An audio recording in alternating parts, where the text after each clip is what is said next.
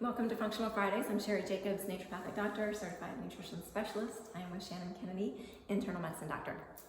So we're just talking a little bit about sleep onset, and now we're going to move to sleep latency, or people that wake up in the middle of the night, which is really very frustrating, I think, because there's the nights you're so cozy and you're like, oh, I'm going to fall asleep, and you get into this hard sleep only to wake up a few hours later. It's super frustrating.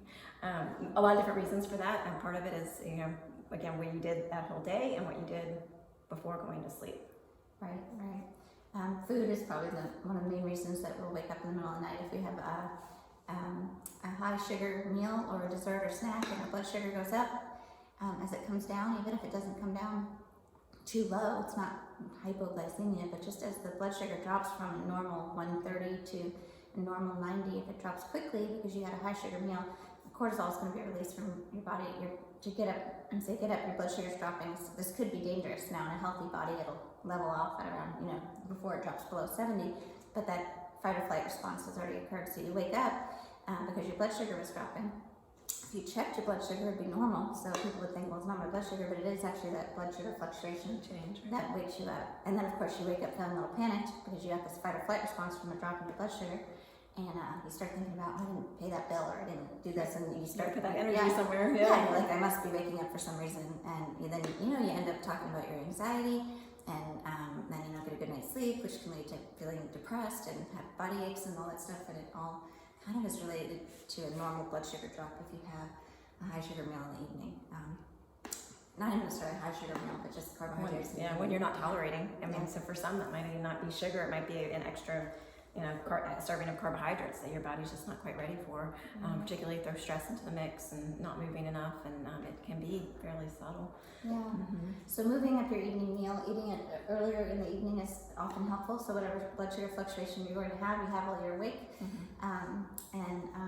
If you do have a snack later in the evening, to have something that's maybe high in protein and fat, and low in sugar, full of nuts, something like that. Sometimes we'll have people eat, a little bit of a snack, and we suspect that, some almonds or something like that, not so that you're digesting while you sleep, but so you can bypass that swing and hopefully get a good night's sleep. So you can experiment. And sometimes it's a little bit, having a complex carb like half of a sweet potato can be helpful too. Again, it depends on the person and sort of why they're waking up, but something that can get you through the night, and that can rule out, if you're still waking up and you're doing some of those dietary changes, and you have to look at other reasons that you might be waking up in the middle of the night. Right. Hormone changes will do that. Hormone changes, for sure. In our 30s, going into our 40s, definitely by the time we're in our 50s, women will have a drop in their progesterone. Progesterone is really great for restorative sleep. And so replacing progesterone, replacing it with an oral dose of progesterone, so not just topical progesterone, can really help get restorative sleep back.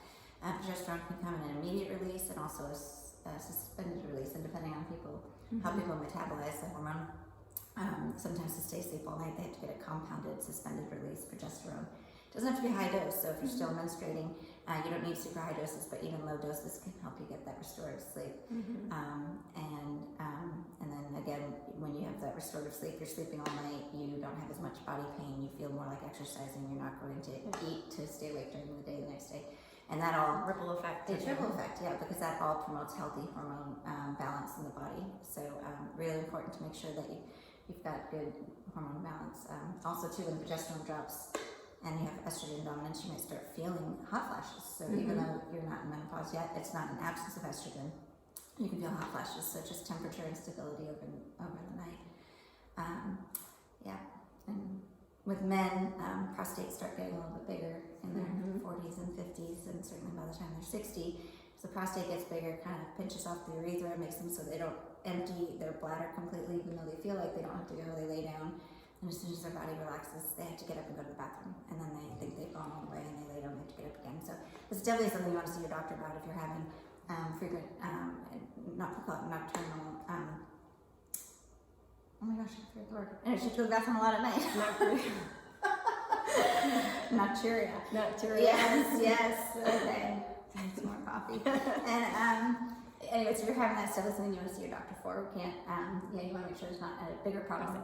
Yeah. If you don't have a prostate and you're have frequent urination, it's also something to figure out. A lot of times it's about an electrolyte balance, and particularly as we get older, we don't have a good electrolyte balance to actually keep the cells hydrated, and so we end up urinating often. And women will tell you that. I feel like I drink water and go to the bathroom. I drink water and I go to the bathroom. And one thing with when you're waking up at night is to decide, and it's subtle, that are you waking up because you have to go to the bathroom, or are you waking up for another reason, and then since you're awake you say, oh, I might as well go to the bathroom. Some people are waking up because they actually have to urinate, and if they didn't have to urinate, they'd be sleeping through the night. So, and part of that could even be how you're breathing at night. If you're a mouth breather or you have sleep apnea, you might be more prone to frequent urination because your body is going through this process of trying to buffer the system. And if you're overly acidic because of a breathing pattern, that's part of what the kidneys do, where they're trying to create a buffering system, and so you might end up urinating based on how you're breathing at night and your sleep pattern. So all good reasons to definitely get checked out by a clinician before we just medicate or supplement through the sleeping through the night if you're getting up for those reasons. Yeah.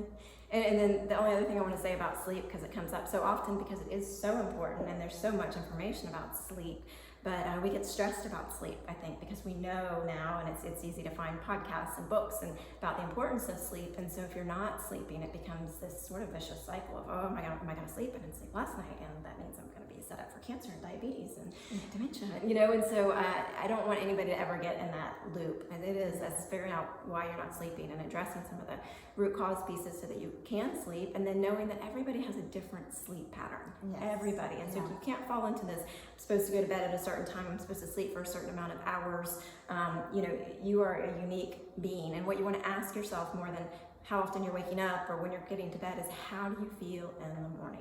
Right. So I had somebody in yesterday, and she said she sleeps like a rock. She sleeps great. No problems with sleep. I said, how do you feel in the morning? It's terrible, awful. She feels awful. So she's not getting restorative sleep. I mean, she's knocked out. But so you want to think about how you're feeling in the morning as to tell you how you're sleeping at night, and don't fall into that box and being afraid of your sleep patterns. Think about how you're feeling. That's really good advice. I think the more we worry about sleep, obviously, the less likely we are to have a good sleep. So just stress less. And, drink less coffee. Watch listeners.